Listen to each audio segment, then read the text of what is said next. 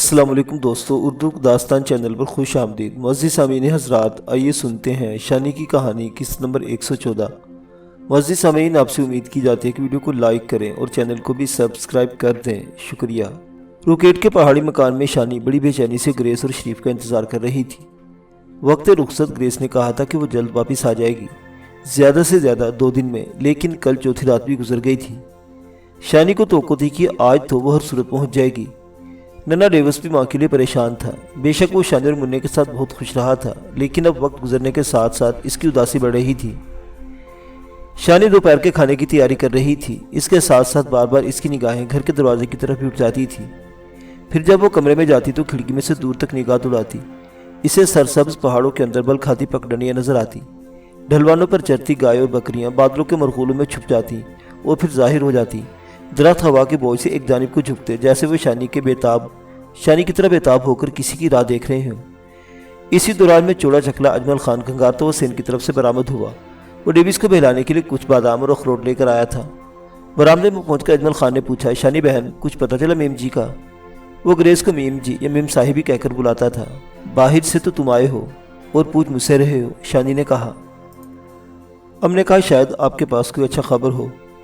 پھر اس نے عادت کے مطابق نسوار کی ڈبی نکالنے کے لیے جیب کی طرف ہاتھ بڑھایا، لیکن آدھے راستے میں سے یاد آ گیا کہ وہ نسوار چھوڑ چکا ہے۔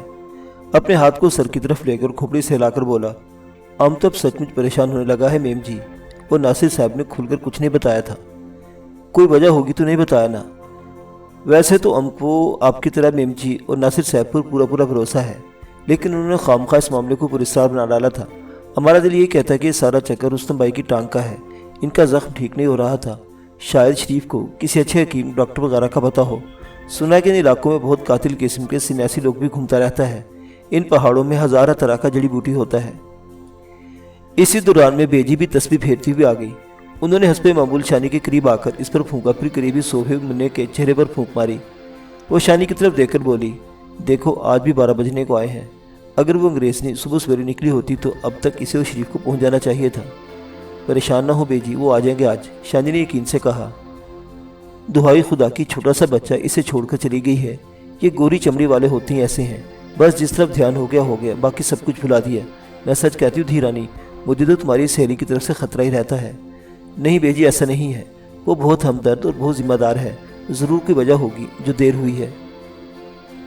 بیجی بڑبڑاتی ہوئی اندر چلی گئی۔ شانی پیاس چھیل رہی تھی، اس کی آنکھوں میں آنسو تھے، ناک سرخ ہو رہی تھی۔ اجمل خان ٹھنڈی سانس بھر کر بولا، بہن جی، میں آپ کو روتا ہوا نہیں دیکھ سکتا، چاہے پیاس کی وجہ سے کیوں نہ ہو، آپ پیاس نہ کاٹا کریں۔ ٹھیک ہے، میں ثابت پوتھیاں ڈال دیا کروں گی۔ وہ ناک سے سوسو کی آواز نکالتے مسکرائی، پھر اچانک اس کے تاثرات بدلے، موڑ پر بیٹھے ہوئے کہنے لگی، خان بھائی، تم نے ابھی تک تفصیل سے نہیں بتایا کہ منع کو یہاں کیسے لائے؟ پتہ نہیں جی کیسے لے آیا، ہمارے دل میں بس اتنا بات ہے کہ ہماری پیاری بہن کی آنکھوں میں آنسو نہیں ہونا چاہیے۔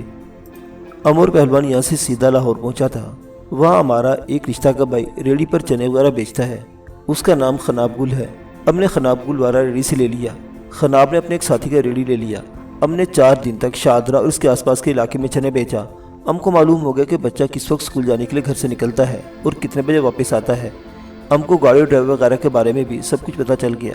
بس اس کے بعد ہم نے ایکشن میں آنے کا تیاری کر لیا۔ اسی دوران میں ہمارا ملاقات چھوٹو بھائی سے ہو گیا۔ یہ ملاقات بالکل اتفاق سے ہوا، بس قدرت کو منظور تھا کہ یہ چھوٹا بھائی ہمارے ساتھ یہاں پہنچے۔ ہاں، اسے مجھے بتایا تھا کہ کچھ کار سوار لڑکے سے اقبال ٹاؤن کے ایک ویران سڑک پر پھینک گئی تھی۔ ہاں جی، اللہ کا مار ہو ایسی جہنمیوں لڑکیوں پر اور ان ماں باپ پر جو ایسی امیر زادیوں کو سنبھال کر نہیں رکھتا۔ چھوٹو بھائی نے آپ کو بتایا ہوگا، وہ اپنے پڑوسی کسی صاحب کی تلاش میں لاہور آیا تھا۔ اقبال ٹاؤن کے علاقے میں ان کو ڈھونڈتا پھر رہا تھا کہ ان خبیث لڑکیوں کے ہتھے چڑھ گیا۔ وہ پہلے لیفٹ اور پھر صاحب کا پتہ بتانے کے لیے بہانے سے کوٹھی میں لے گیا۔ وہاں انہوں نے اس کا تماشا بنایا، خود اس کو نشہ پلایا اور بہت بدتمیزی کیا۔ اجمل خان بتاتے ہوئے جھجک رہا تھا، تاہم شانی کو ڈولے کی زبانی کافی کچھ معلوم ہو گیا تھا۔ یہ تکلیف دہ واقعہ اقبال ٹاؤن کے قریب پیش آیا تھا۔ ڈولا در حقیقت سنبل کی تلاش میں تھا۔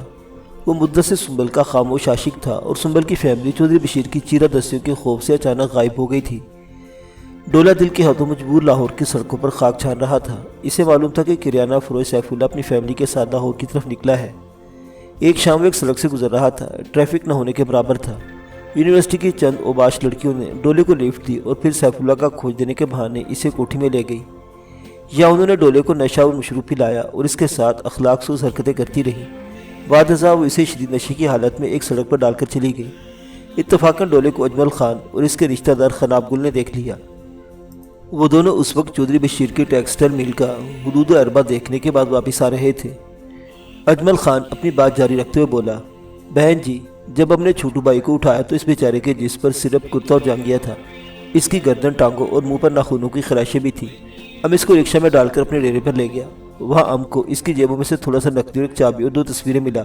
ان تصویروں کی وجہ سے ہی چھوٹو بھائی سے ہمارا واسطہ بنا۔ ہاں ڈولے، اس نے مجھے بتایا تھا کہ ان میں ایک تصویر میری بھی تھی، شانی نے کہا۔ جی بہن جی، یہ 2 تصویریں اس لڑکی کی شادی کا تھا جس کا نام کوکی ہے اور جس کے لیے آپ نے بہت مشکل اٹھایا تھا۔ ہم نے تصویر میں آپ کو دیکھا اور پہچان کر حیران ہوا۔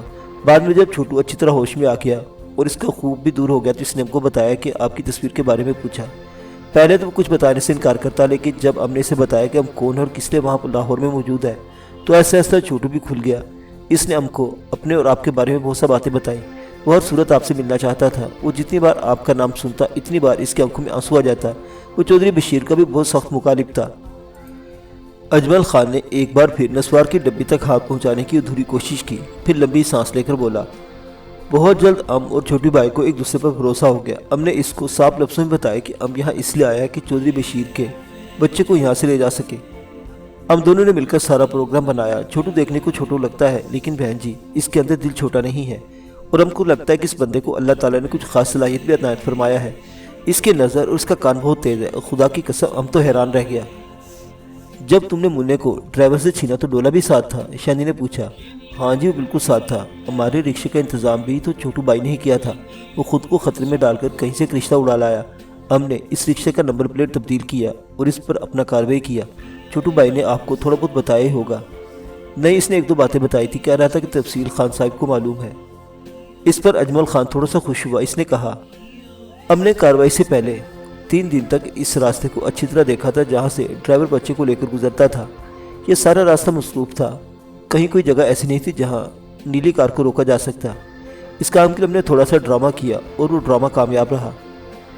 اجمل خان نے تھوڑا سا توقع کر کے کاروائی کا منظر تازہ کیا اور بولا، اس وقت ہمارے ساتھ رکشہ میں چھوٹو بھائی اور خناب گل بھی تھا۔ ہم رکشہ چلا رہا تھا اور وہ دونوں پیچھے بیٹھا تھا۔ صبح جب چودھری بشیر کا ہٹا کٹا ڈرائیور منع کو لے کر اسکول روانہ ہوا تو ہم تینوں رکشہ پر اس کے پیچھے تھا۔ ہماری قمیض کے نیچے وہی پستول تھا جو ہم یہاں سے لے کر گیا تھا۔ بتی والے چھوٹے چوک سے ذرا پہلے ہم نے رکشہ نیلی گاڑی کی سائیڈ مارا۔ نیلی گاڑی کو بائیں طرف لمبا چھوڑا ڈینٹ پڑ گیا، لیکن ہم رکا نہیں، ہم نے رکشہ بھگا دیا۔ چودھری کا ڈرائیور بھی اچھا خاصا گنڈا ہے، اس نے ہمارے پیچھے گاڑی بھگایا۔ ہم ایک چھوٹی سڑک سے گزر کر اسے گلستان کالونی کے قبرستان کے پیچھے لے آیا۔ اس نے ہمارے رکشے کے آگے گاڑی کھڑی کر دی اور باہر نکلتے ہی چیلتے ہم پر جپٹ پڑا۔ اس دھنگا مشتی میں ہمارا سر بجلی کے ایک کھمبے سے ٹکرایا اور زخمی ہوا، لیکن ہم نے بھی ڈرائیور صاحب کو 3-4 بڑا پائے کا چوٹیں لگایا۔ اس دوران میں یہ ہوا کہ منا گاڑی سے نکل کر بھاگ کھڑا ہوا۔ یہ بڑا ہوشیار بچہ ہے، اگر اس وقت ہمارا چھوٹو بھائی پھرتی نہ دکھاتا تو منع کو ڈھونڈنا مشکل ہو جاتا۔ چھوٹو بھائی منع کے پیچھے بھاگا اور قبرستان کے درمیان سے اسے پکڑ لیا۔ اسی دوران میں خناب گل نیلی کار کا ڈرائیونگ سنبھال چکا تھا۔ کچھ عرصہ پہلے جب تک اس کا نظر ٹھیک تھا وہ ٹیکسی بھی چلایا کرتا تھا۔ جب ہم نے دیکھا کہ چھوٹو بھائی منع کو واپس کار میں لے آیا ہے اور خناب نے ڈرائیونگ سیٹ سنبھال لیا ہے تو ہم اٹے کٹے ڈرائیور کو دھکیلتا ہوا پیچھے لے گیا۔ یہاں سے 10-15 فٹ نیچے ہرے ہرے بدبودار پانی کا جوہڑ ہے۔ ہم نے ڈرائیور کو اس کی سفید وردی میں جوہڑ میں گرا دیا۔ اس کے گرنے سے چپاکا جو ہوا، جو آواز پیدا ہو، ایک دم مزیدار تھا۔ ہم کو اپنے سر کا چوٹ موٹ بھول گیا۔ اس سے پہلے کہ 2-4 لوگ وہاں اکٹھا ہو جاتا، ہم نیلی کار کو وہاں سے بھگا دے گیا۔ منع کو ہم نے بہت مشکل سے سنبھالا۔ وہ کار کے اندر بہت شور مچا رہا تھا، لیکن رنگدار شیشے بند تھے، اس لیے ہم نے بے فکر تھا۔ ہم منع کو اسٹیشن کے علاقے میں لے آیا۔ یہ ہم نے کسی پرائیویٹ کار کا انتظام پہلے سے کر رکھا تھا۔ منع کو دوسری کار میں ڈالنے کے بعد چودھری بشیر کی گاڑی گھڑی شاہو کی طرف چوڑایا۔ ہم منع کو لے کر فوراً شیخ تورا کی طرف نکل گیا۔ یہ ہم نے 3-4 دن بڑی خاموشی سے گزارا۔ بعد میں ہم سرگودا اور میاں والی کی طرف سے ہوتا ہوا پنڈی پہنچا۔ اس کے بعد کا واقعہ تو آپ کو معلوم ہی ہے۔ تم نے بہت بڑا خطرہ مول لیا خان بھائی، اور ساتھ ہی ڈولے نے بھی۔ میں سوچ بھی نہیں سکتی تھی کہ اس طرح منع کو اپنے پاس دیکھوں گی۔ دیکھو کتنا خوش ہے یہاں، 2-4 دن میں اس کا مرجھایا ہوا چہرہ کھل گیا ہے۔ یہ بہت سمجھدار بچہ ہے جی۔ جب ہم اس کو نیلی کار سے کرائے کی کار میں سوار کرنا چاہ رہا تھا تو بہت پریشان ہو رہا تھا۔ ہم کو ڈر تھا کہ یہ شور مچائے گا اور ہمارے لیے مصیبت بن جائے گا۔ ہمارے پاس بے ہوشی کا ٹیکہ بھی تھا، لیکن سچا بات ہے کہ ہمارا ہمت نہیں ہو رہا تھا اسے ٹیکہ لگانے کو۔ اس موقع پر چھوٹو بھائی نے بڑی عقل مندی کا ثبوت دیا۔ یہ چھوٹو بھائی کو جانتا بھی تھا۔ چھوٹو بھائی نے اسے آپ کا فوٹو دکھایا اور سمجھایا کہ ہم اسے آپ کے پاس لے جا رہے ہیں۔ جیسے بات پوری طرح اس کی سمجھ میں آ گیا، یہ ایک دم چپ ہو گیا۔ इस अपना आंसू मांसू पूछ लिया और आपका बातें करने लगा। ये एकदम होशियार बच्चा है जी। इतने में दरवाजे पर दस्तक हुई। अजमल खान ने दरवाज़ा खोला। चाचा इब्राहिम का दोस्त और बस्ती का मुखिया नूर अब्बासी जल्दी से अंदर आ गया। वो कुछ घबराया हुआ था। शानी इससे पर्दा नहीं करती थी। इसने कहा, खैर तो चाचा नूरी, मुझे लगता है नागी यहाँ आएगा। इसे कुछ शक पड़ गया है। वो फूली हुई सांस के साथ बोला। नागी उस पुलिस हवालदार का नाम था जो गाहे बगाहे इस दूरदराज बस्ती का चक्कर लगाता था। बस्ती के लोगों के लिए वो पुलिस अफसर था और वो इससे खौफ खाते थे। कैसा शक चाचा? शानी ने परेशान होकर पूछा। इसे किसी ने बताया कि यहाँ इस घर में एक अंग्रेज़ कुड़ी रहती है। वो जानना चाहता है कि कुड़ी कौन है। अंग्रेज़ तो कभी किसी के सामने नहीं आई और ना ही वो घर से कभी निकली है। हो सकता है शरीफ या इसके बेटों में से किसी ने बात बाहर कर दी हो, नूरी ने कहा। मेरे ख्याल में तो ऐसा नहीं होगा चाचा। शरीफ के बेटों ने भी ग्रेस का चेहरा नहीं देखा। अगर उन्हें से देखा भी होगा तो मुकामी कपड़ों में देखा होगा और घूंघट में देखा होगा। कहीं इस बच्चे पर तो किसी की नज़र नहीं पड़ गई, चाचे ने कहा। शानी ने जवाब नहीं दिया। इसकी पेशानी पर सोच की लकीरें थी। चाचा नूरी बोला, कुछ भी है धीरानी, नागी आकर तुम्हारा दरवाज़ा ज़रूर खटखटाएगा। इसे जो भी जवाब देना है अच्छी तरह सोच लो। अजमल खान और इब्राहिम से मशवरा कर लो। सबका जवाब एक जैसे होना चाहिए। लेकिन चाचा, अगर एक अंग्रेज़ लड़की यहाँ इस घर में रहती है तो हवालदार नागी को इस पर क्या तकलीफ़ है, ये तो वही बता सकता है, या फिर इसका अफसर। दरअसल अफसर के 2-3 कारिंदे इसके सारे इलाके की जिम्मेदार हैं। यहाँ से कौन जाता है, कौन आता है, कौन ज़मीन वगैरह बेचता है या ख़रीदता है, इस किस्म की दूसरी सारी बातों पर यही कारिंदे नज़र रखते हैं। लेकिन मुझे लगता है कि बात इसके अलावा भी कुछ है। नागी जिस तरह बात कर रहा था, इससे अंदाज़ा होता था कि इस मामले में ज़रूरत से ज़्यादा दिलचस्पी ले रहा है। शायद इसे किसी तरह का कोई शक है। नागी से आपकी मुलाकात कहाँ हुआ? अजमल खान ने गुफ्तगू में हिस्सा लेते हुए कहा। बाड़ा गली में। मैं वहाँ नमक मिर्च लेने गया था। वो वहाँ के 2-3 दुकानदारों से भत्ता वसूल करके इधर ही आएगा। चाचा, तुमने इसे ग्रेस के बारे में क्या कहा? शानी ने पूछा। वही तो मुझे कहना चाहिए था। मैंने इसे बताया कि वहाँ सिर्फ 3 बंदे हैं। एक इब्राहिम का भतीजा, बाकी दोनों उसके दोस्त। वो तीनों वहाँ मुर्गी खाना खोलना चाहते हैं क्योंकि इन्हें पता चला कि ये इलाका मुर्गियाँ पालने के लिए बहुत अच्छा है। मेरे और ग्रेस के बारे में भी कुछ बताया? शानी ने पूछा। हाँ, मैंने बताया इनमें 2 की बीबियाँ भी इनके साथ हैं। रुस्तम का नाम क्या बताया? असलम, नासिर का शफीक और अजमल खान का अकमल खान। मैंने इसे बताया कि असलम की टांग एक हादसे में कटी हुई है। पिछले दिनों बस्ती में ही इसकी शादी इसकी मंगेतर से हुई है। मैंने मेम साहब को अजमल खान, मेरा मतलब है अकमल खान की बीबी बताया है। इस सूरत हाल पर अजमल खान के चेहरे पर शर्म की हल्की सी सुर्खी लहराई। शानी, चाचा नूरी और अजमल खान ने 15-20 मिनट तक सूरत हाल पर तबादला ख्याल किया और बयानात अजबर कर लिए ताकि पुलिस वाले के सामने बयानों में फ़र्क न आए। चाचा नूरी जल्दी वापस चला गया। जाते जाते इसने अजमल खान और शानी को सख्ती से हिदायत की कि ग्रेस के बच्चे को पुलिस वालों के सामने नहीं आना चाहिए, वरना बच्चे की अंग्रेज़ी सुनकर फ़ौरन हम सब झूठे पड़ जाएंगे। नूरी के जाने के बाद शानी, डोले और अजमल वगैरह ने तकरीबन 2 घंटे तक बेचैनी की कैफियत में गुजारे। शानी ने ना सिर्फ डेवस को एक अंदरूनी कमरे में सुला दिया था, बल्कि घर से ग्रेस की मौजूदगी के दीगर शवाहिद भी ओझल कर दिए थे। इस बात का खदशा तो बहुत कम था कि अंग्रेज़ लड़की में हवालदार नागी की दिलचस्पी का ताल्लुक वादी सून के वाक़यात से होगा। वादी सून यहाँ से बहुत दूर थी। इस दूरदराज बस्ती से ताल्लुक़ रखने वाले एक हवालदार को शायद सून में पेश आने वाले सारे वाक़यात का इल्म ना होता, फिर भी बुरे से बुरे इम्कान को रद्द नहीं किया जा सकता था। चाचा नूरी की हदायत के मुताबिक शानी ने बेजी को भी सारे बयानात रटा दिए ताकि हवालदार इनसे कुछ पूछे तो उलट पुलट ना कह दे। चाचा इब्राहिम को कुछ बताने की ज़रूरत ही नहीं थी। वो खुद बिल्कुल चौकस और हाजिर दिमाग थे। अनवर नागी की आमद शाम के बाद हुई। चाचा नूरी भी इसके हमरा थे। अजमल खान दरवाज़ा खोलकर बैठक नुमा कमरे में ले आया। नागी मोटी तोंद और सावली रंगत वाला एक खराट सूरत हवालदार था। वो बाकायदा वर्दी में था। इसने हाथ में एक मोटी फाइल दबा रखी थी। जैसा कि बाद में मालूम हुआ, इसने ये फाइल रूप दबदबे के लिए अपने पास रखी हुई थी। कागज़ों के इस पलंदे में इस काम की शायद ही कोई शय हो। बैठक में अनवर नागी ने अजमल खान और चाचा इब्राहिम से पूछगछ शुरू की। साथ वाले कमरे की जालीदार खिड़की से शानी बआसानी सुन सकती थी और हवालदार नागी के मुतकब्बिराना तासुरात भी देख सकती थी। अंधों में काना राजा के मिस्ताक उस बस्ती के सादारों लोगों में खुद को यूँ पेश करता था जैसे सारे इलाके की बागडोर इसी के हाथ में है। न जाने मक्खन में तली हुई कितनी मुर्गियाँ और बकरियाँ इसके गुंबद नुमा पेट में गुम हो चुकी थी। इसकी पूछगछ के जवाब में चाचा इब्राहिम और अजमल ने वही कुछ बताया जिसकी रिहर्सल वो पहले कर चुके थे। हवालदार नागी ने बड़े पुरसोच अंदाज में अपने तेल में चिपड़ी खोपड़ी को सहलाया और अजमल खान से मुखातिब होकर बोला, मैंने खैरनार हर इलाके के पठान देखे हैं। पठान पठान होता है, अंग्रेज़ अंग्रेज़ होता है। मुझको जो इंक्वायरी मिली है इसके मुताबिक वो कुड़ी अंग्रेज़ है। अब तुम कह रहे हो वो परचनार की पठानी है। अजमल खान ने मस्कीन लहजे में कहा, जनाब वो हमारा बीबी है। हमसे ज़्यादा किसको पता होगा कि वो अंग्रेज़ नहीं है। वैसे आपके मुँह में घी शक्कर, अगर हमको कोई अंग्रेज़ बीवी मिल जाए तो हमारा किस्मत भी बदल जाए। या मुर्गी खाना खोलने के बजाय हम इंग्लैंड में चला जाएगा और मौज करेगा। देखो खान, मेरे साथ मस्खरी की बात ना करो। میں ذرا اور طرح کا تھانے دار ہوں، جو کہ تم سے پوچھ رہا ہوں وہی بتاؤ خیر نال۔ خان نے مسکین انداز میں اس بات میں سر ہلایا۔ یقیناً اسے بھی انکشاف پر ہنسی آ رہی ہوگی کہ حوالدار نہیں تھانے دار ہے۔ تمہاری بیوی میکے سے واپس کب آئے گی خیر نال؟ وہ اتنی دور کا سفر کیا کرے گی جی؟ 8-10 دن تو باہر رہے گا، لیکن یہ آ کر بھی وہ آپ کو چہرہ نہیں دکھا سکتا، وہ پردہ دار بیوی ہے۔ اس کا چہرہ دیکھنے کے لیے ہم لیڈی پولیس لے کر آئیں گے خیر نال، ناگی نے سنگین لہجے میں کہا۔ خیر نال اس کا تکیہ کلام تھا۔ اجمل خان نے الجھے ہوئے لہجے میں کہا، ایک تو ہم کو یہ سمجھ نہیں آتا کہ آپ جیسے افسر کے ساتھ ایسا بےہودہ مذاق کس نے کیا، اور اگر کیا تو اس کا مقصد کیا تھا؟ فرض کیا ہمارا بیوی انگریز بھی ہوتا تو اس میں کسی کے باپ کا کیا جاتا تھا؟ دیکھو خان، تم زیادہ ہوشیار نہ بنو، یہ قانونی معاملہ ہے، وہ سول بھی نہیں ہے، فوجداری ہے۔ اگر تم نے تمہارے ساتھیوں میں سے کسی نے جھوٹ بولا تو دفعہ 107 اور دفعہ 383 کے تحت بڑے برے پھنسو گے خیر نال۔ اتنا بے خیرہ کام خیر نال کیسے ہو سکتا ہے؟ اجمل خان نے بے ساختہ کہا۔ حوالدار ناگی کا پارا ایک دم چڑھ گیا۔ خان، یہ جو تیری زبان کینچی کی طرح چل رہی ہے نا، ایک دم ٹھیک کر دوں گا، تجھے پتہ نہیں کہ تو کتنے بڑے چکر میں پھنسنے والا ہے۔ اجمل خان نے خاموش ہو کر سر جھکا لیا۔ ناگی نے اس سے تاثر لیا کہ اجمل ڈر گیا ہے، اس کی آنکھوں کی چمک بڑھ گئی۔ وہ جانتا نہیں تھا کہ وہ ایک ایسے شخص کو قانونی چکر سے ڈرانے کی کوشش کر رہا ہے جو کبھی سخت مرحلوں سے گزرنے کے بعد ہر قسم کے خوف اور ڈر سے آزاد ہو چکا ہے۔ شانی کی نگاہوں میں وہ مناظر ابھی تک تازہ تھے جب وادی سون سے فرار ہوتے وقت اجمل خان نے تعاقب کرنے والی پولیس اور ان کے معاونوں کا دلیرانہ مقابلہ کیا تھا۔ اس کے LMG جیپ کی چھت پر سے موت کی سوغات تقسیم کی تھی۔ بعد میں ملنے والی اخباری اطلاعات کے مطابق اس لڑائی میں اجمل خان کے ہاتھوں کم و بیش 8 افراد ہلاک ہوئے تھے۔ زخمی ہونے والوں کی تعداد بھی تقریباً اتنی ہی تھی۔ اس کے علاوہ ایک گاڑی مکمل اور دوسری جزوی طور پر تباہ ہوئی تھی۔ اب یہ دیمک زدہ حوالدار اجمل خان کو ایک انگریز لڑکی کے حوالے سے ڈرانے دھمکانے کی کوشش کر رہا تھا۔ اسے معلوم نہ تھا وہ بظاہر عام سے نظر آنے والے کتنے خطرناک شخص کے سامنے بیٹھا ہے۔ وہ بھڑک کر بولا، اچھا وہ لنگڑا کدھر ہے؟ وہ بھی اپنے گاؤں گیا ہے، 2-4 دن تک آ جائے گا، چاچا ابراہیم نے کہا۔ اور تمہارا بھتیجا وہ بھی اس کے ساتھ ہے؟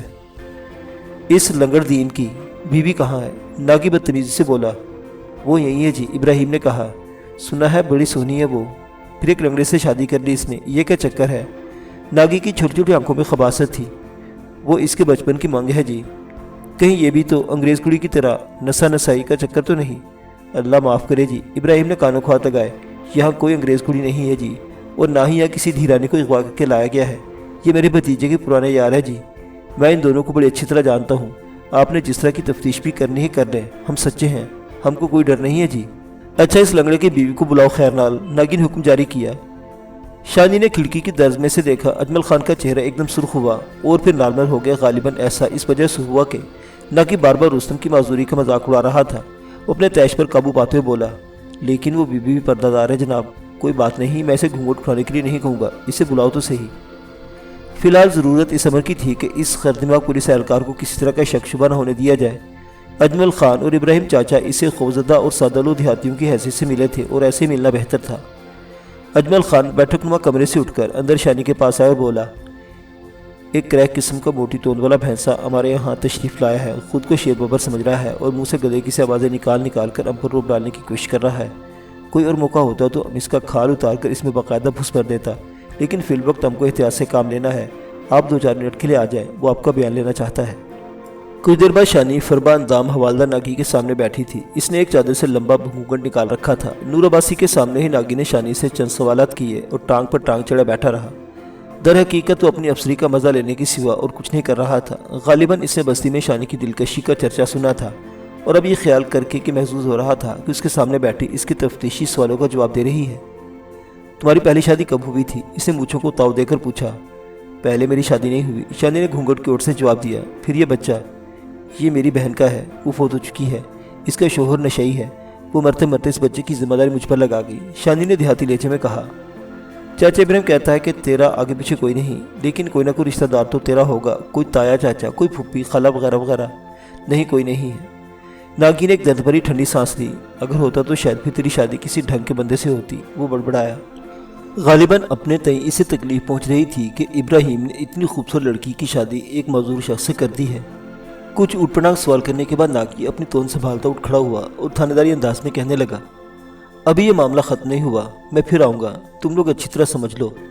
میری اطلاع کے مطابق وہ لڑکی انگریز ہے، اگر اطلاع درست نکلی تو تم سب کو تھانے کی ہوا کھانی پڑے گی۔ اس نے چند لمحے توقف کیا اور اپنی بوگس فائل سنبھالتے ہوئے بولا، قانون سے ٹکر لینا آسان نہیں ہوتا، تمہاری تو کوئی حیثیت ہی نہیں، वो क्या कहते हैं, क्या पिद्दी और क्या पिद्दी का शोरबा।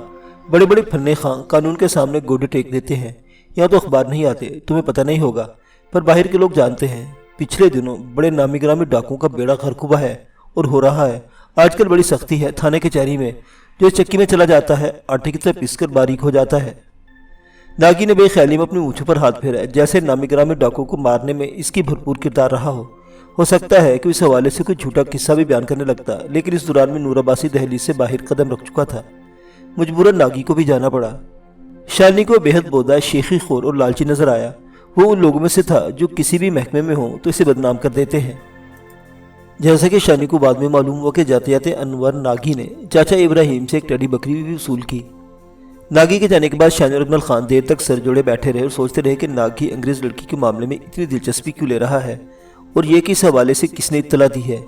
अजमल खान के जाने के बाद शानी कुछ देर तक मुन्ने और डेविस से बातें करती रही। उदास डेविस और मुन्ने को एक दिलचस्प खेल में उलझाने के बाद वो रात का खाना तैयार करने में मसरूफ हो गई।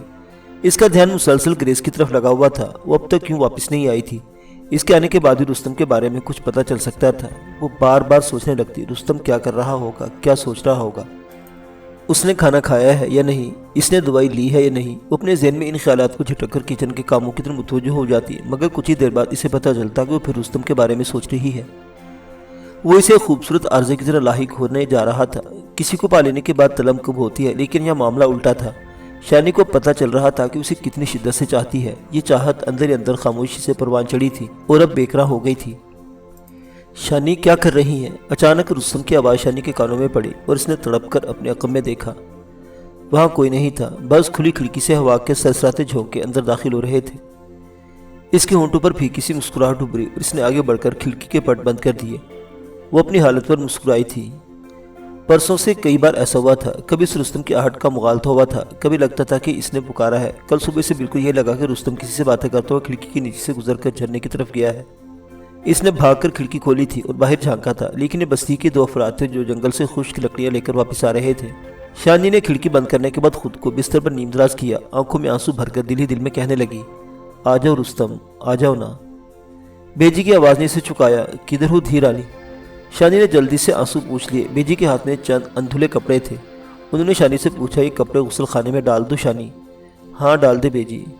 बेजी वापस मुड़ी तो शानी जल्दी इनके पास पहुंच गई। इन कपड़ों में रुस्तम की एक कमीज भी थी। शानी ने वो कमीज बाहर निकाली। इसे धोना नहीं धीरानी? बेजी ने पूछा। नहीं बेजी ये ठीक है, शानी ने जवाब दिया। बेजी ने मजीद कोई सवाल नहीं किया। वो थोड़ी अरसे में आंखें बंद करके शानी पर भरोसा करने लगी थी। ये इनका अपना घर था, लेकिन वो शानी से यूं हर बात पूछती थी जैसे ये शानी का घर हो। शानी सूरत हाल पर शर्मिंदा होती थी। बेजी के जाने के बाद शानी दोबारा बिस्तर पर नींदराज हो गई। रुस्तम की कमीज इसके सीने पर धरी थी। इस कमीज में से रुस्तम की पसीने की हल्की हल्की सी महक उठ रही थी। ये महक इसे अच्छी लग रही थी। अजमल खान, शानी और चाचा इब्राहिम को रात तक ग्रेस का इंतजार रहा, लेकिन इनकी कोई खैर खबर नहीं थी। चाचा इब्राहिम ने इंतजार जाहिर किया कि अगर कल दोपहर तक ग्रेस और शरीफ की कोई खबर न मिली तो वो खुद इन दोनों के पीछे जाएंगे। रात को शानी बिस्तर पर लेटी। इसकी एक जाने मुन्ना और दूसरी जाने मुंह बिसोरता हुआ डेविस था। डेविस को शानी ने खांसी का सिरप पिलाया था। वो थोड़ी देर बाद सो गया, लेकिन मुन्ना जागता रहा। इसकी एक टांग शानी के पेट पर थी। अपने माहौल और अपने बाप से बिछड़ने का जरा भर अफसोस नहीं था। मुझे एक कहानी सुनाओ ताती, वो बोला। तुम्हें पता है ना मुझे नहीं आती। सबकी अम्मियाँ कहानी सुनाती है, तुम भी सुनाओ, नहीं तो मैं लो पड़ूंगा। शानी अपने साथ लगाकर एक गहरी सांस ली और कुछ देर चुप रहने के बाद बोली, एक था बादशाह, इसकी एक ही बेटी थी। बहुत बड़े मकान में रहती थी। यूँ कहो ना महल में रहती थी। हाँ महल में रहती थी। एक दिन इसे एक मुसाफिर ने देखा और देखते इसे पसंद करने लगा। इसने दिल में पक्का इरादा कर लिया कि वो बादशाह की बेटी से शादी करेगा। बादशाह की बेटी को भी पता चल गया कि वो इससे शादी करना चाहता है, लेकिन वो बंदा जो था ना वो डाकू था। लोग इसे बहुत ही बुरा समझते थे, इससे डरते थे, इसका नाम सुनना भी नहीं चाहते थे। ये बहुत ही मुश्किल था कि बादशाह की बेटी से इसकी शादी हो जाती। बादशाह की बेटी खुद भी जानती थी कि ऐसा नहीं हो सकता, लेकिन एक बात थी। क्या बात? मुन्ने ने कहानी में दिलचस्पी लेते हुए पूछा। बादशाह की बेटी को लगता था कि बंदा इतना बुरा नहीं जितना लोग इसे समझते हैं। यही वजह थी कि सब कुछ जानते बूझते भी इसका दिल आहिस्ता आहिस्ता इस बंदे की तरफ खिंचने लगा। दिल कैसे खिंचता है ताती? शानी के चेहरे पर सुर्खी लहराई। इसे मुन्ने को गले से लगाते हुए कहा, ऐसे। बादशाह की बेटी इस डाकू से गले मिलना चाहती थी। इसने भोलपन से पूछा। हाँ यूं ही समझ लो। इससे पहले कि शानी मजीद कुछ कहती, कमरे के दरवाजे पर बेताब दस्तक हुई। कौन? शानी ने लेटे लेटे पूछा। मैं हूँ बाजी जी, डोली की आवाज़ आई। शानी उठकर बैठ गई और दुपट्टा दुरुस्त करते हुए बोली, आ जाओ। دروازہ کھلا اور ڈولا خود پریشان سے اندر داخل ہوا۔ شانی کے دبے ہوئے اندیشے جاگ گئے۔ انور ناگی چلا تو گیا تھا، لیکن شانی اور اجمل خان وغیرہ کا خطرہ تھا کہ وہ پھر آئے گا، کہیں یہ کوئی ایسا چکر تو نہیں۔ شانی کے ذہن میں سوال ابھرا، خیریت تو ہے ڈولے؟ شانی نے پوچھا۔ خیریت ہے جی، پر وہ کہتے کہتے رک گیا۔ کیا بات ہے، تم بتاتے کیوں نہیں؟ شانی نے اسے ہولے سے جھلکا۔ آپ کو پتہ ہی باجی، میرے کان دوسرے لوگوں سے بہت زیادہ تیز ہے، مجھے کچھ آوازیں آ رہی ہیں۔ کیسی آوازیں؟ شانی ڈر گئی۔ ڈولے نے جھرنے کی طرف اشارہ کرتے ہوئے کہا، مجھے لگتا ہے وہاں پر طرف درختوں میں کچھ بندے چھپے ہوئے ہیں، ان کے پاس رائفلیں بھی ہیں، وہ جھرنے کے نیچے سے گزر کر ہماری طرف آنے کی باتیں کر رہے ہیں۔ شانی جانتی تھی کہ ڈولے کی سماعت حیران کن ہے، اس کے سونگنے کی حس بھی غیر معمولی تھی۔ وہ ایک عام آدمی سے کم از کم 3 گنا طاقت سے سونگ سکتا تھا۔ جب توحید شام نے شانی اور ڈولے کو چودھری بشیر کی تحویل سے اغوا کیا تھا، تب شانی نے پہلی بار ڈولے کی غیر معمولی قوت سماعت کا مشاہدہ کیا تھا۔ یقیناً وہ آج بھی غلط نہیں کہہ رہا تھا۔ شانی کا دھیان ایک بار پھر انور ناگی کی طرف چلا گیا، شاید وہ پھر آ گیا تھا۔ شانی نے جھرنے کی طرف کھلنے والی کھڑکی کھولی اور درد میں سے باہر دیکھا۔ جھرنے کے پار چیڑ اور چنار کے بلند قامت درخت خاموش اور تاریک تھے۔ اچانک شانی نے محسوس کیا کہ درختوں میں سے کسی چھوٹی ٹارچ کے روشن دائرے نے حرکت کی ہے، یا کچھ لوگ موجود تھے، یقیناً موجود تھے، ورنہ عام طور پر شام کے بعد ان درختوں کی طرف کوئی نہیں جاتا تھا۔ ڈولے کی اطلاع کی تصدیق ہو رہی تھی۔ شانی نے کھڑکی بند کر کے لالٹن کی لو مدھم کر دی اور تیزی سے مساعری کی طرف آئی۔ سب سے پہلے اسے ڈیوس کو گود میں اٹھایا اور اسے گھر کے اسٹور نما کمرے میں پہنچا دیا۔ وہ کف سیرپ کے زیر اثر سکون سے سو رہا تھا۔ گریس کے استعمال کی تمام اشیاء وہ حوالدار ناگی آنے سے پہلے ہی ایک جسی پیٹی میں لحافوں کے نیچے رکھ چکی تھی۔ اب بظاہر گھر میں ایک سفید فام اور کی موجودگی کا کوئی ثبوت نہیں تھا۔ نہ جانے کیوں شانی کے ذہن میں یہی بات آ رہی تھی کہ اگر کچھ لوگ واقعی اس گھر میں گھسنا چاہتے ہیں تو پھر اس کا تعلق گریس سے ہوگا۔ وہ دوڑتی ہوئی گئی اور گھر کے دوسرے پورشن میں موجود اجمل خان کو صورتحال کی اطلاع دی۔ اجمل خان نے فوراً اپنی پسندیدہ رائفل اپنے ہاتھ میں کر لی اور پوری طرح چوکس نظر آنے لگا۔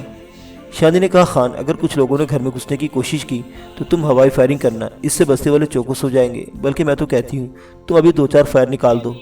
ٹھیک ہے شانی بہن، آپ اندر چلی جائیں، یہاں جو کچھ بھی ہوگا ہم سنبھال لے گا۔ کسی کے مائع کی لال میں اتنی جرت نہیں کہ ہمارے ہوتے ہماری بہن کو کوئی نقصان پہنچا سکے۔ اس نے اپنے 7mm پر گرفت مضبوط کرتے ہوئے کہا۔ لیکن یہاں جوش سے نہیں، ہوش سے کام لینا ہے خان، ہمارے ساتھ 2 بچے ہیں، ان کی حفاظت سب سے زیادہ ضروری ہے۔ آپ بالکل بے فکر ہو جاؤ میری بہن۔ اجمل خان نے آستینیں اڑس لیں۔ شانی منہ اور ڈیوس کو دیکھنے کے لیے اندر چلی گئی۔ منہ جاگ رہا تھا، ڈولا اس سے باتیں کر کے اسے بہلانے کی کوشش کر رہا تھا۔ شانی نے لالٹن کی لو مدھم کر کے دروازہ اندر سے بند کر لیا۔ اس کا دل تیزی سے دھڑک رہا تھا، کہیں پولیس نے ان کا سراغ تو نہیں پا لیا تھا۔ پولیس کا ذہن میں خیال آتے ہی ریازیٹر کی ہولناک صورت شانی کی نگاہوں میں گھوم گئی۔ کیا اس منحوس سے پھر ملاقات ہونے والی تھی؟ اس نے دروازے کی جھری میں سے دیکھا، صحن میں اجمل خان دکھائی نہیں دیا۔ وہ سیڑھیوں پر نظر آیا، شاید وہ چھت پر جا کر ارد گرد کا جائزہ لینا چاہ رہا تھا۔ چاچا ابراہیم سیر کے بس میں کھڑے تھے اور خان سے پوچھ رہے تھے کہ وہ اوپر کیوں جا رہا ہے۔ دفتن شانی کا دل سینے میں پھڑک کر رہ گیا۔ کچھ افراد بیرونی 4 دیواری سے کود کر صحن میں آ گئے۔ ان کی تعداد 5 سے کم نہیں تھی۔ وہ تقریباً ایک ساتھ ہی کودے تھے۔ ان کے کودنے سے جو ارتعاش پیدا ہوا وہ شانی نے اپنے پاؤں تک محسوس کیا۔ ان میں سے 3-4 افراد کے ہاتھوں میں کلہاڑیاں صاف دکھائی دے رہی تھیں، کم از کم 2 کے ہاتھ میں رائفلیں تھیں۔ ایک اہم بات یہ تھی کہ یہ سارے افراد چوگانے اور لباس پہنے ہوئے تھے۔ ان کے سر مڑے ہوئے تھے اور داڑیاں جھاڑ جھنکار تھیں۔ رائفل برداروں نے اپنی رائفلیں اجمل خان کی طرف سیدھی کر لی۔ اجمل خان نے بھی 7mm ان پر سونت لی۔ خبردار، اجمل خان دھاڑا۔ خبردار، دوسری طرف سے بھی یہی دھمکی دی گئی۔ چاچا ابراہیم سیل کے وسط میں ہکا بکا کھڑا تھا۔ ایک کلہاڑی بردار نے جلدی سے آگے بڑھ کر بیرونی دروازے کی کنڈی گرا دی۔ کنڈی گرتے ہی 4-5 مزید افراد اندر گھس آئے۔ ان کے حلیے بھی پہلے افراد سے ملتے جلتے تھے۔ اجمل خان ابھی تک آدھی سیڑھی پر کھڑا تھا۔ 4 دیواری کے اندر صورتحال اچانک ہی بہت سنسنی خیز ہو گئی تھی۔ کون ہو تم؟ کیوں گھسا ہمارے گھر میں؟ اجمل خان نے خطرناک لہجے میں بولا۔ تم بکواس بند کرو، یہ بندوقی نیچے رکھ دو ورنہ مارے جاؤ گے، آنے والوں میں سے ایک شخص نے پکارا۔ خود تم لوگ کیا چاہتا ہے؟ خان کی رائفل بدستور تنی ہوئی تھی۔ وہ میم کدھر ہے؟ کون سا میم جس کو تم اپنا گھر والی بتاتے ہو؟ پتہ نہیں تم کیا بکواس کرتا ہے، وہ میم نہیں، وہ پٹھان ہے۔ ایک سایہ سیڑھیوں پر خان کا کمے لہرایا۔ یہ کلہاڑی بردار تھا، وہ غالباً چھت پر سے اترا تھا۔ اس کا حملہ شدید تھا، لیکن اجمل خان بھی غافل نہیں تھا۔ اسے جھکائی دیا۔ حملہ اور اپنی جھونک میں خان کے اوپر سے ہوتا ہوا نیچے پختہ فرش پر گرا۔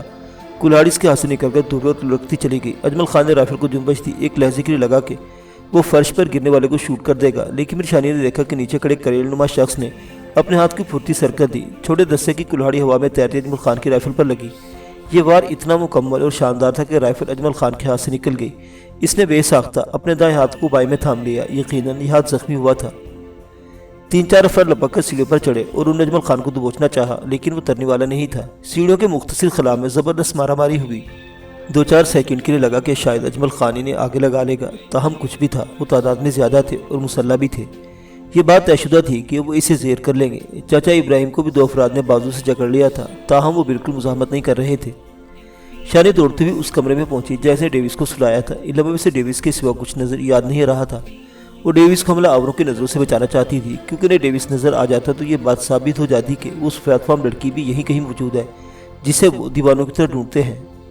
شانی نے سوئے ہوئے ڈیوس کو اٹھایا اور ایک بغلی دروازے سے نکل کر ساتھ والے پورشن میں چلی گئی۔ یہاں سے لکڑی کی ایک سیڑھی چھت پر جاتی تھی، وہ چھت پر پہنچ گئی۔ یہاں ایک طرف ٹین کا شیڈ تھا، اس شیڈ پر بہت سا کاٹ کباڑ پڑا تھا، مرغی خانے میں استعمال ہونے والے برتن، ٹین کی چادر اور جالیاں وغیرہ۔ وہ یہاں سمٹ کر بیٹھ گئی۔ ان لمحوں میں وہ ہر خطرے کا مقابلہ کرنے کے لیے تیار تھی۔ نیچے برآمدے کی طرف سے بلند آوازیں سنائی دے رہی تھی۔ وہ ان آوازوں سے پتہ چلتا تھا کہ حملہ نے اجمل خان کو بے بس کر لیا ہے۔ اب وہ دروازوں کو دھکے دے دے کر کھول رہے تھے، کلہاڑی کی ضربوں سے تالے توڑ رہے تھے اور گھر میں موجود ہر شے کو تہو بالا کر رہے تھے۔ ان انگریز لڑکی اس کی موجودگی کا کوئی ثبوت درکار تھا۔ شانی کو امید تھی کہ یہ ثبوت انہیں نہیں مل سکے گا۔ ڈیوس کو وہ یہاں چھت پر لے آئی تھی اور انگریز کے ذاتی استعمال کی اشیاء اس نے بڑی احتیاط سے کیموفلاج کر دی تھی۔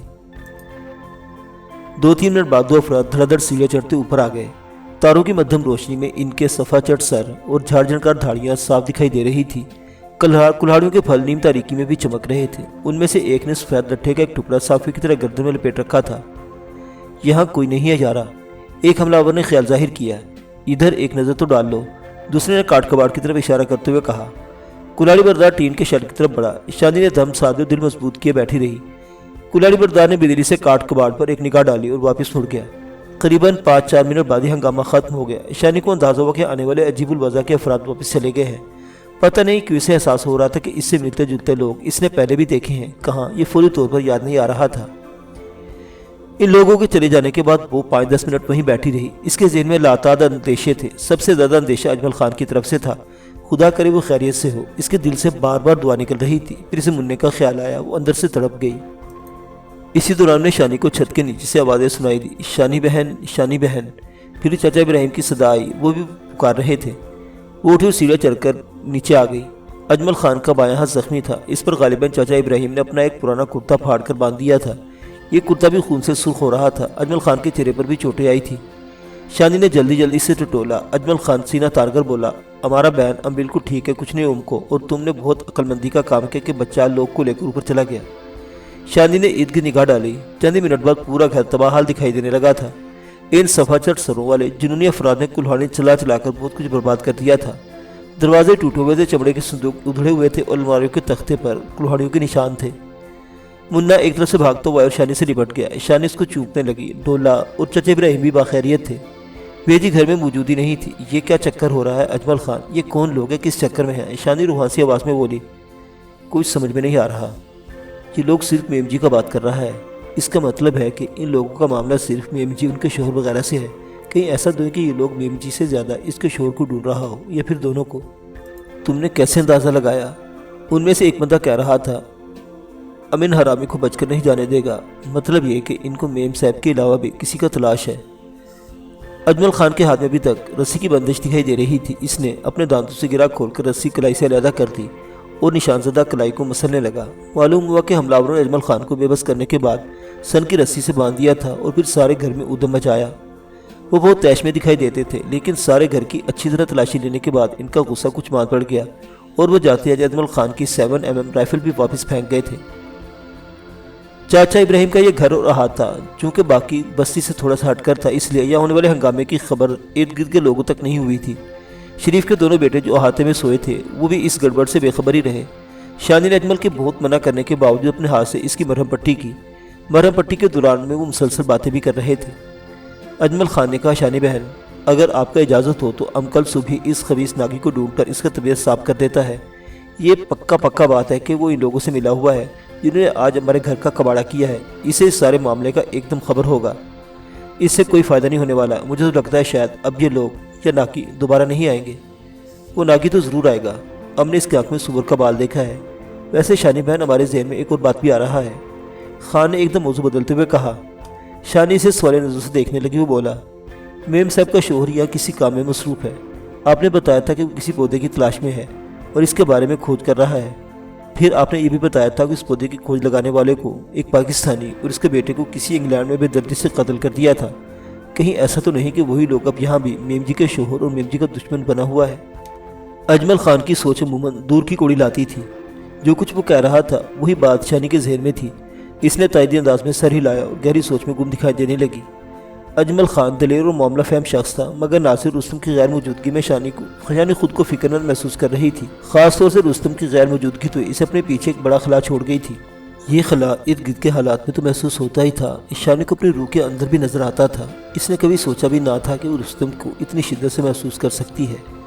وہ دل ہی دل میں پکار اٹھی، رستم کہاں ہو تم؟ جلدی واپس آ جاؤ، کئی وقت ہمیں پھر ایک دوسرے سے دور نہ کر دے۔ معزز سامعین حضرات، شانی اور رستم کی کہانیاں بھی جاری ہے۔ بقیہ واقعات اگلی قسط میں دیکھتے رہیے اردو داستان۔ اللہ حافظ۔